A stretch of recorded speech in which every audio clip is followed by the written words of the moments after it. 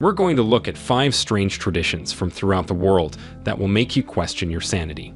From slurping noodles to wedding spitting that will make you reconsider your RSVP, these bizarre rituals will astound even the most seasoned traveler. So join me on a humorous journey across the land of cultural puzzles. Oh, and you won't need a map on your voyage because even Google Maps won't be able to guide you through these unusual social rituals. Greece, spitting on the bride. Prepare for a bizarre rite that will have you wondering if you're watching a wedding or an avant-garde performance art production. Consider this. Fresh off the I Do train, the Greek bride and groom are set to walk down the aisle as a married couple. With all their love and goodness, their guests pretend spit on them as they make their grand entry. Yes, you read that correctly, don't be concerned. It's not genuine saliva floating in the air. It's more of a metaphorical saliva thing.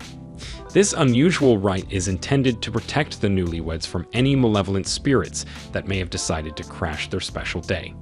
Because, nothing says happily ever after like a little spitting. But here's the rub. This tradition is more popular in Greek culture than in Greek American society. It's like a hidden code that only purists can decipher. So, if you're at a Greek wedding and observe a few spitters in the audience, just accept the tradition. Egypt, don't touch the salt. Beware of the salt shaker after taking your first bite of a great Egyptian cuisine. In Egyptian tradition, salting your dish indicates that the cook's seasoning was not quite right. It's the same as saying, "Hey, chef, your dish lacks flavor, so let me generously sprinkle salt to salvage it." Even Gordon Ramsay would cry with disappointment at this culinary slap in the face. It's not the salt itself that's the issue. Egyptians enjoy seasoning just as much as the next eater. It is the delicate etiquette dance that is important. Consider this. Would you go to a Michelin-starred restaurant and then request ketchup to smother your carefully constructed dish? It's a social faux pas that will raise an eyebrow in silent judgment from both the chef and your eating partners. So avoid the urge to reach for the salt shaker. Instead, enjoy the flavors as intended by the talented hands who made your food. Believe in the culinary skills and adhere to cultural traditions. After all, Egypt has a rich culinary legacy that should be appreciated. Finland, wife carrying. The wife carrying competition is an annual event in which men demonstrate their tremendous strength and agility by sprinting over a sand-filled obstacle course while dragging their female spouses behind them. It's sort of like a romantic relay race. Only in Finland, the wife-carrying world championships have been conducted in the picturesque village of Sankajärvi, Finland, since 1992. What is the prize? The wife is worth her weight in beer. Forget about diamonds. Nothing says, "I love you" like a truckload of fermented barley. Let us now discuss qualifications. This is not a free-for-all competition. Oh no, my friend, there are regulations. Men must bring their wives or neighbors to participate.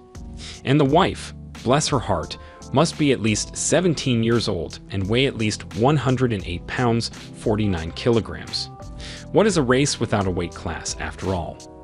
While the particular rules and prizes vary from competition to competition, the worldwide rules serve as a global roadmap for transforming an otherwise routine jog into an extreme sport.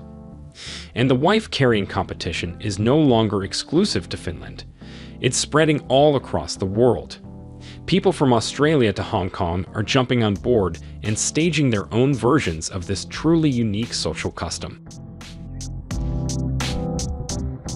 Japan, noodle slurping. Slurping noodles is not frowned upon in Japan, but rather cherished as a gesture of appreciation. This pleasant habit dates back to the Edo period and has since become an important element of Japan's rich cuisine culture. It all started with the beloved soba noodles, which were slurped gracefully as each bite was savored. This ritual, however, evolved over time to incorporate various noodle varieties and soups. What motivates them to do so? It is claimed that slurping improves the flavor of the noodles. It also comes in handy when dealing with piping hot noodle recipes because it reduces the temperature of the noodles. No more puffing on your noodles anxiously or risking a burnt tongue. When it comes to excellent table etiquette, such as in the beautiful Kaiseki cuisine, no sound should be made while eating. Nowadays, most individuals not only slurp their noodles, but also their soups and hot beverages in this manner.